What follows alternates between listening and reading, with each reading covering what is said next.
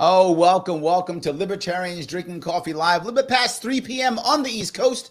So happy to have you with me this afternoon. And I know that people always tell me, I hear it all the time, hey, Larry, you damn libertarians, you just wait every 4 years to run for the presidency. I never hear. No. You are wrong. There are local libertarians running all over the country all the time. And I often show them here, and I have one. I have one with me today. Someone who is trying to actually make change in his own state by running for Congress out of the great state of Missouri or Missouri. I'm not sure. I'm a New Yorker. I'm probably saying it wrong. However you say it, I'm sure he will correct me. The man himself, Jordan Rowden. How are you, sir? I'm doing good, Larry. How you doing? How do you pronounce Missouri? Did I get it right? We pronounce it Missouri or Missouri. It kind of just depends which part of the state you're from. So. There we go. So I'm giving away my New Yorkerness by messing it all up. Sorry about that. It's all good. You got it both right. So, but I got to ask the question, the one that I always ask because it is crazy. Why do this, my friend? There are many ways you could try to make your state better, many things you could try, but you've decided to run for Congress. Why? Really, I've been following politics since 2010, when the Tea Party started with ObamaCare. Sure. Always, learned that the debt was at $9 trillion already, and everything's, they don't really do anything about it. And then you get the Tea Party come in. So funny. So yeah, I thought that was a lot. We've almost quadrupled it now. Yep. So yeah, and then the Tea Party time they all got voted in and claiming they're going to be fiscally responsible and all that, and I remember into it. Yep. So watching that from 2010 to now, just getting blank promises over and over and over again, learning really what both parties are like. I mean, the Democrats have basically become communists and the Republicans have basically become Democrats, and so I kind of left the Republican Party. That I never thought I would, but with all the lies and them never doing anything, I left it. Right. And my congressman, currently Blaine Luetkemeyer, he's retiring, so it's an open seat. Oh, I like that. Yeah. So he's been in there for. So that's good timing for you, right? Right. That's I get it. That makes sense. Yeah. That's why you want to jump on board. The timing is right. Right. Yeah. So I was thinking about maybe just doing more of a local run, but then when he retired and the seat became open, it becomes more. They don't get that incumbent bonus, so right. Better timing. And then, So let me walk down that road. What is your race like now? Are there other independents or third parties running? Is it just you versus Democrat, Republican? Who's running? So it's me versus Democrat and Republican. Okay. Democrats have 3 or 4 people running. The Democrat in the primary is probably number one for them right now. She's run a couple years or a couple of cycles in a row, so she'll probably win that primary. And then we have some state house guys, state senate guys who are running. One's kind of been pretty conservative within the state senate, but we've had issues in Missouri lately with the state senate and everything. We have a supermajority. So let me ask you, in your district, in your specific district, is it heavily Republican, heavily Democrat, kind of 50-50? Where is it land? It's heavily Republican. So the last about 67-33. And then wow, that's a lot. Yeah. And so the Libertarian does get 3 to 4% every cycle, it seems like. So if I could come away with 10 plus, that'd be great. Of course, we know you want to win. That's the ultimate goal. Of course. To convince enough people. And just with the last month and a half with what's going on in the U.S. House with the Congress and the Republicans in there, continuing to sell out the country for, 100%. I feel like people are really frustrated. So let me walk down that road. You brought that up, right? And by the way, let me talk to my audience real fast. If you like what you're hearing and you want to support Jordan, you can. Head over. You can follow him on Twitter if you want to. That's the easiest way, right? It's Rowden, W-O-W-D-E-N. I'm sorry, R-O-W-D-E-N, Jordan on Twitter or X. Or you can go over to his website. Check him out. Jordan Rowden for Congress, and that's F-O-R, not the number 4, .org. Check him out over there if you want to and see what he's doing. You have pushed something, Jordan. That is the idea of the debt. Mm-hmm. Not that I disagree. I think you are 100% correct. My worry is, how do you get the average, Missouri voter to care about the debt. That I think is, you're right. My question is, how do you message that?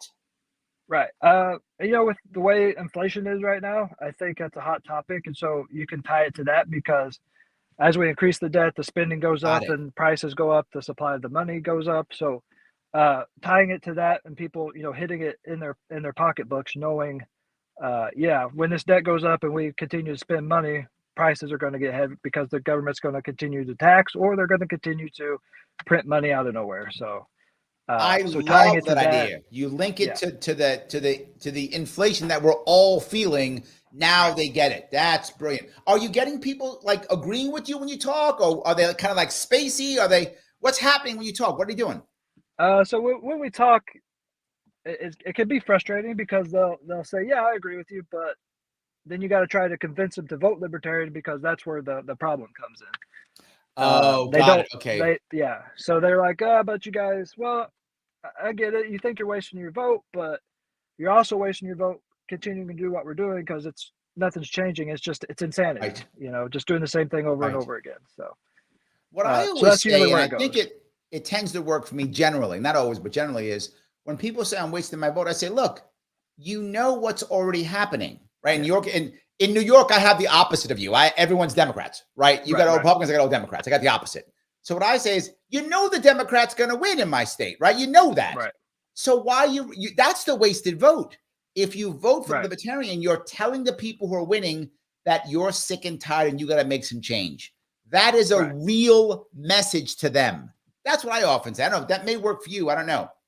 Yeah. And, people, you might ask, well, what's one Libertarian going to do in Congress? Well, first of all, they'll send a message to both parties saying, people are fed up.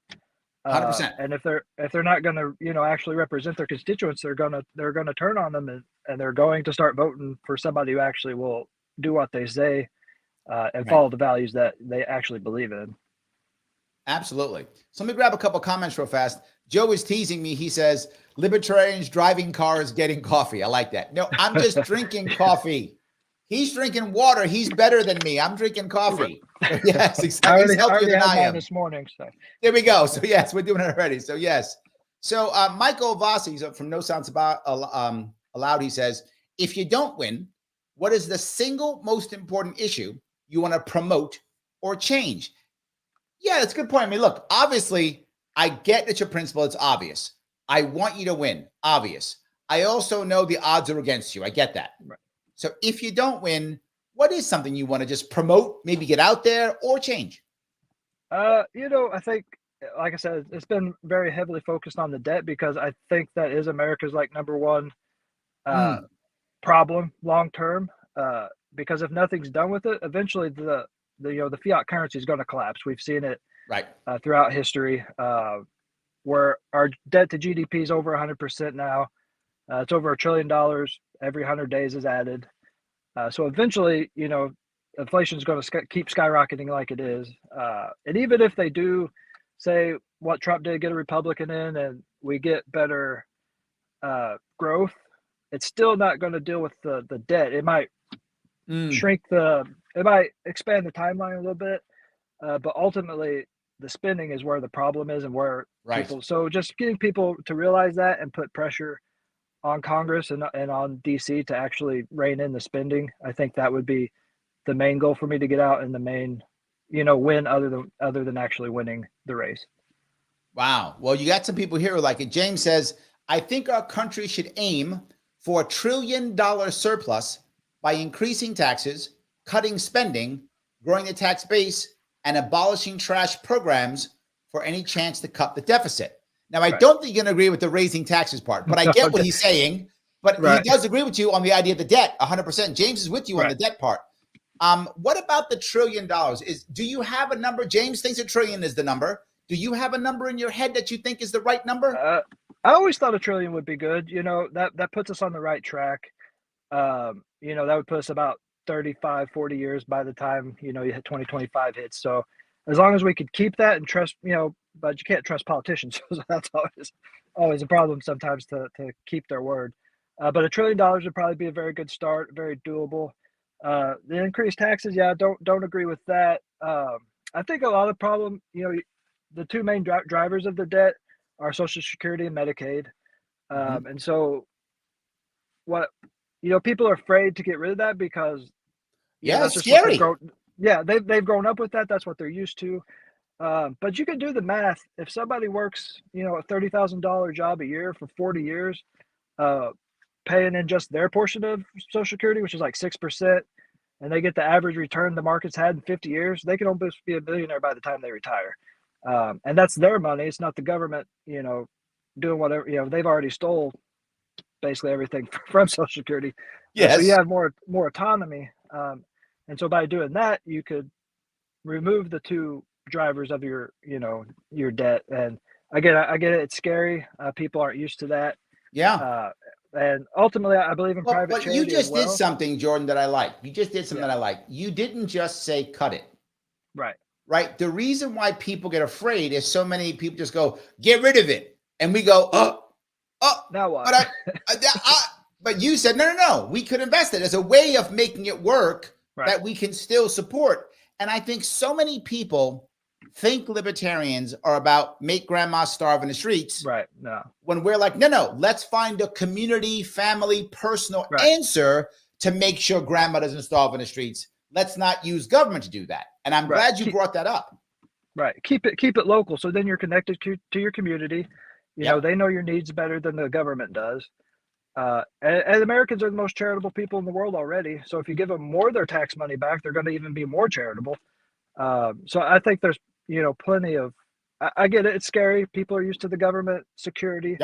But ultimately, I believe in the American people. I believe in their ability to, donate and help others. And again, the best place for that to come is the community. I love that. So guys, if you're watching this and liking what you're seeing, that's okay. You can actually, if you want to, you can follow Jordan. You can follow him on Twitter at Rowden Jordan. That's ROWDNJORDAN if you happen to be listening. Or you can check his website out, Jordan Rowden for FOR Congress.org. And do me a favor, if you live in Missouri, why aren't you connecting with him? Why aren't you at least asking to volunteer? Now, you can help him out many ways. One, you could just volunteer. If you can show up and help out, he's got to do sign waves and banners and all that kind of good stuff, right? So show up if you can, knock on doors with them, whatever. Do that, of course. But you say, Larry, I don't have time for that. I can do that. No worries. You can be a social media warrior. You can share his stuff online. You can like his tweets. You can do all those things. It still helps.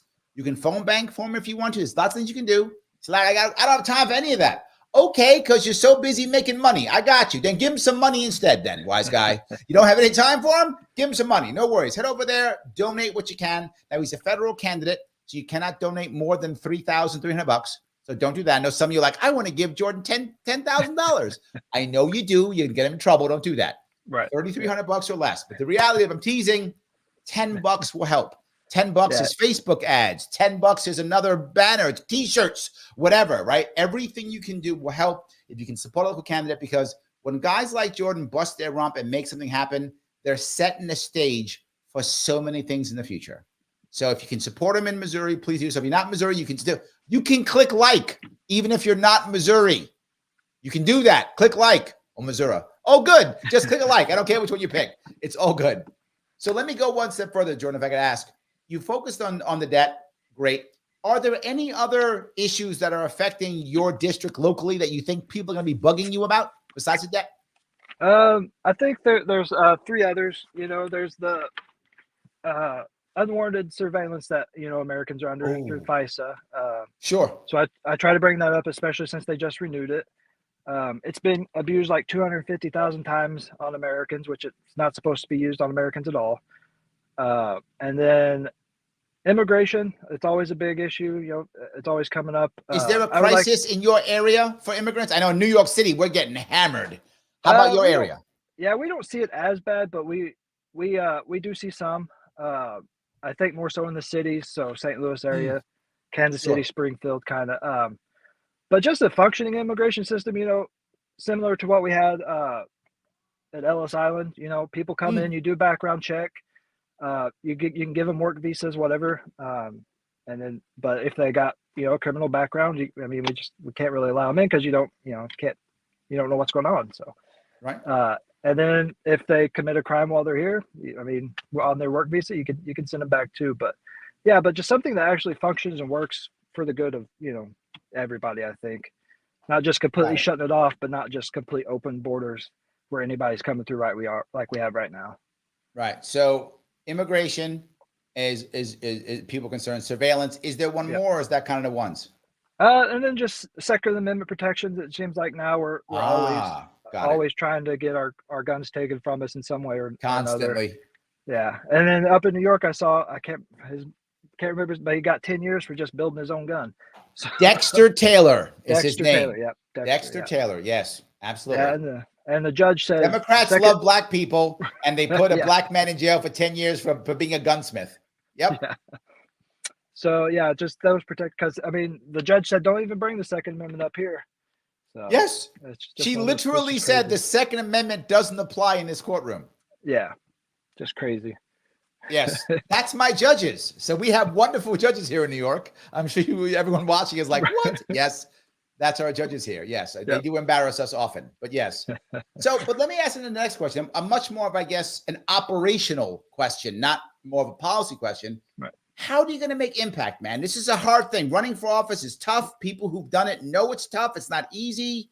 And then, of course, people are going to try to stop you. You told me earlier that you're getting some press, which is amazing. Yep.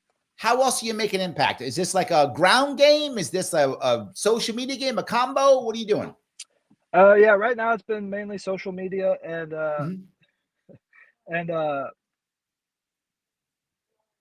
sorry, somebody got distracted. Social media and radio. I've gotten on a few radio stations here locally. Have another one coming up. And it's not. I got one friendly radio station. The next one may not be as friendly. It's more of a conservative talk radio. But I'm gonna go in, give them my message and what I believe in, and if their listeners like it, they'll decide for themselves. And I think even conservatives, they're both conservatives and libertarians are shunned by the Republican Party, basically. So if you can talk some people into, it's not a perfect marriage between libertarians and conservatives, but it'd be a lot better. It'd be a lot better than what we have right now. There's a thing I've heard called conservatarians. Yeah. I've heard that one too. I've heard that too. Yeah. Yes, absolutely. I love it. The reason why I like the radio aspect, and most people don't realize that, because I know some people think, well, radio's dying. Well, okay, radio isn't as popular as, it used to be. That's true. But here's the most important piece, and I know you know this, the audience may not. If you listen to the radio, you vote. Right. It's the right audience, right? People listen to local radio, care about local issues. They vote. It's exactly the right audience for you. They're the person listening going, oh, huh. All right, maybe I'm going to vote for that guy. That's key. I love the idea of getting local radio. But I'm surprised. Why is local radio open to you? Is it because they know you? Is it because they feel comfortable with you? Is it because that's been, I don't know, the culture of local radio there? I'm just kind of curious as why local radio will be open to you. And I think you've frozen. Yeah, I think I lost you. So what I'm going to do is I'm going to pull you out. Why don't you come out and come back in? See if you can come back in. All right. So I lost him for a few minutes. I'm sure he'll be back. That's what happens when you're doing Libertarians Drinking Coffee in cars. That's how that works. So this, by the way, Joe, is now your fault. Joe, because you were teasing me, you jinxed it. And so now it's your fault. That I'm just gonna blame you. That seems to make the most sense. I'm just gonna blame Joe. The thing that I'm happy about is you hear me all the time say this. When local people are running, this is what gets people to actually care about the issues locally and to see that libertarians can actually win. Look, do I want libertarians to win the presidency and to win the governorships? Of course I do. Of course I want that. Of course I do. But I recognize how hard that is. That's not an easy thing to do. It's easier, if possible, to actually win at a local level. If you can, you have more chance. You know the people, right? I'm going to bet a lot of people when he's walking around town know who he is. And then, of course, there's always the fight. Larry, forget about the top, only do the bottom, or forget about the bottom, only do the top, whatever. It is both. The top of the ticket, the governors and the presidents, they're the ones who have the highest chance at press, right? But the local level, they have the highest chance at actually winning. When you can combine, it actually works very well. So I got Jordan back. How are you, sir? I got you back. Yeah, my phone overheated on me. Sorry. No worries. I had to switch to something else. As you see, I'm a little sweat. It's humid here. So. Oh, sorry about that. Oh my God, I got you sweating. Oh, no. I thought I was asking you such tough questions that I got you sweating. That's what I thought. Now come down to Missouri and you'll experience that humidity we get. So I guess the last kind of piece I want to bring up is, what do you think is the future here for you and your district? Do you think this is your last run? If you could run again, do you think the district is going to be more libertarian? Not? What do you feel? No, I'll continue to run for sure. I think the district will move libertarian. Just listen to talk radio and other people. They definitely have more libertarian views. They may not switch to the voting side yet, but just got to try to keep convincing people. Like I said, because I was a Republican, I voted Republican, then just said nope, I've had enough. And I don't, like I said, it's not wasting my vote anymore because I'm wasting my vote voting for them, not getting anything. I love what you just said, because you answered my question. My question was, why is local radio even caring about you? And you answered it, because the local people are starting to become more libertarian. So the local radio station is reacting to the local people. Hey, you're more libertarian. Us too. Let's have some libertarian guys on. That's great. Look, Jordan, I hope so much that you are able to motivate others to also to run. That would be amazing. Are there other people in your area running libertarian, or are you kind of the only one? No, I got the district next to mine. There's a libertarian running. He's running against career Republican, been in there for 6 or 8 terms. Nice. And then we have everybody. We have every statewide race from governor to attorney general. Somebody's running libertarian there. Nice. So good. And then we have a couple state houses that have libertarians as well. And then we're trying to build the libertarian, the local party here. We have a meeting later tonight, so just continuing trying to make ways to connect with people. So very good. Somebody watching, if you like what you're hearing, then click the like button. Click the button that is like. Let people know that we're doing this. It does matter. If you're watching on X or Twitter, please retweet this or repost this so people can see it. If you like what Jordan's saying, then follow him on Twitter. Head over to Rowden Jordan. That's ROWDEN JORDAN. If you're listening, check him out on Twitter, or head over to his website, jordanrowden4congress.org. If you do that, you can actually support him by either becoming a volunteer or giving money if you can. Every dollar counts. Give what you can give. Volunteer if you can volunteer. Jordan, before we wrap this up, anything else you want to bring up? Something you want to talk about? Something I missed? Yeah, I mean, just if you have libertarians in the area, get associated with your local Libertarian Party. If you don't have one, maybe start one. I know the chapter. So my district is pretty big. It covers a big geographical area. And one of the bigger areas, I've worked with them at events. It's the St. Charles, which is like 2 hours for me, but I go up there. They've helped a lot. They do a lot of libertarian work. They go to gun shows. They go to any event they can to talk with people. So just be local, be active. That's how you hold on. You just made me rethink something here. I think of Missouri, in my view, as being a very positive 2A state, a very positive Second Amendment state. Is that not? You mentioned guns twice. I'm starting to get words you become in New York. New York hates guns, right? The Second Amendment in New York State is the second suggestion. That's what we got in New York State. How is Missouri? It's pretty good overall. We passed a Second Amendment Protection Act within the state not too long ago, a couple years ago.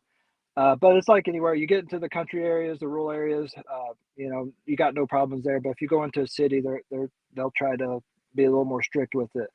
And I just think, you hear politicians, especially the left and the Democrats, talking about coming for our guns constantly. So we just bring that up because, at a national level, it's becoming more prevalent. Even though at a local, state level, we've passed some amendment to protect that. But yeah, Missouri is very pro Second Amendment. We're an open carry and all kinds of stuff. You got me scared for a minute, Jordan. Okay, good. No, sorry. We have enough New Yorks. We don't need any more. We got enough. Right. One is enough. We don't need any more. We're good. So we have our limit of New Yorks. We're good. Right. So yes. So Joe brings up, he says, been active in my local LP for 7+ years. Nice. That's amazing. There we go. That's good. Dave is on your side. Dave says, after 40 years, interest alone would pay over $1,500 at 6%. $600 at 4%, or $175 at 2%. Average return is 4.5. That gives you over $750 a month after 40 years in interest alone. So Dave's on your side, man. He's saying your plan could work. Yeah, and as if you look at the IRS, the Social Security and stuff, the max you can get from a family if you're only making $30,000 per year or $30,000 per year is like $2,000 and like $1,100 as an individual. Wow. So interest alone, right there, almost covers that, and plus you have your principal to do whatever with you want when you retire. So I think it'd put a lot more people in a better financial situation. I love that. I'm so happy that you actually have an answer, not just burn it down. You're like, no, there's an answer. We can do this. We can fix this. I love that. Yeah. All right. I've seen a couple. Go ahead. No, go. I've sent that to my congressman and my U.S. senator a couple times, but I don't get a response. Yeah. They want to grift. They're not worried about solving problems. They're worried about making their own cash. That's all they care about. Exactly. Absolutely. So I want to say thanks for coming on, Jordan. I appreciate the time you gave me. Yeah, thanks, Larry. Thanks for having me on. I really appreciate it. Of course, yes. Everyone who's watching, thank you so much for watching. If you want to support Jordan, please do so. Everything that he is doing, I put in the show description on both YouTube and on Facebook. Please check him out. Support him to the best of your ability, specifically if you're in Missouri. Guys like him are making other people run, and we're changing America slowly, but we are doing it. Someone's got to. It's not two major parties. They're not going to do it. The others will. I will be on tonight, by the way, later on, 7 p.m. tonight, talking about juries, 7 p.m. Eastern. I will see you all